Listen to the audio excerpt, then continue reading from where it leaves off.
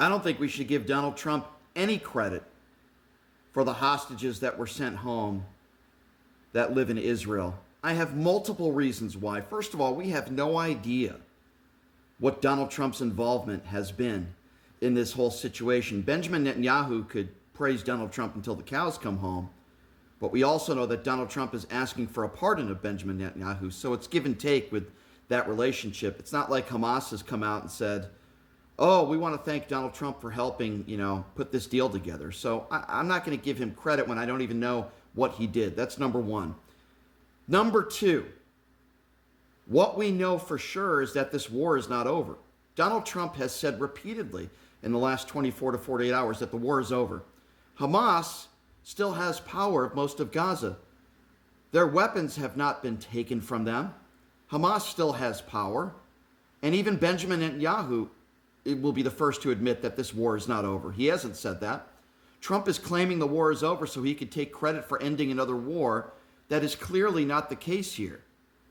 Until Hamas's power is completely taken away and they have no weaponry, then we could declare that the war is over. The war is not over. It's a blatant lie from Donald Trump. And third, and probably most important,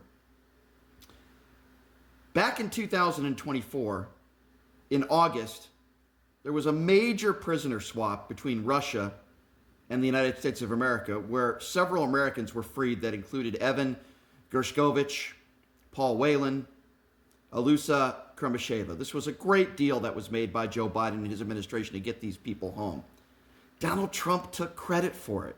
Yes, that's right, ladies and gentlemen. It was Donald Trump who was tweeting out that it was because of him and his relationship with Vladimir Putin. By the way, there was no proof to show. No MAGA people on the far right were giving Joe Biden any credit for this. Then back in October of 2023, two Israeli American women, Judith and Natalie Renan, were released by Hamas, a negotiation put forth and helped by the Joe Biden administration.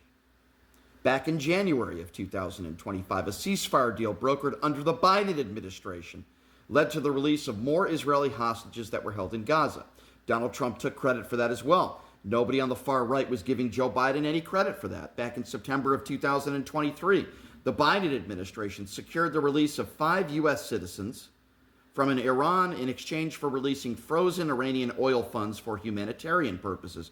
A great deal that was helped put forth by Joe Biden and his administration. Again, not only did Donald Trump not, celebrate this and give Biden and his administration credit for this, they said that it was a bad deal, which it wasn't under any circumstance. Nobody on the right was giving Joe Biden credit for this. And then finally, last but not least, do you remember when Brittany Griner returned to the U.S.? How many people on the right said that it was a horrible deal? How many people on the right said that she didn't deserve to come home? How many people on the right said that Joe Biden was wrong for doing this? Because in the MAGA world, if you have a black lesbian that is sent home, MAGA don't want those kinds of people in this country because they're bigots. Many of them are. And Joe Biden was attacked for doing this. So why do I say Donald Trump doesn't deserve any credit? Well, I just gave you 3 reasons why.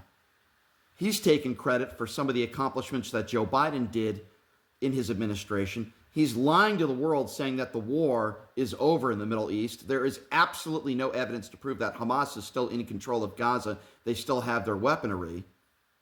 And we also don't know how much Donald Trump was involved in this to begin with. So no, I'm not going to give Donald Trump any credit for anything.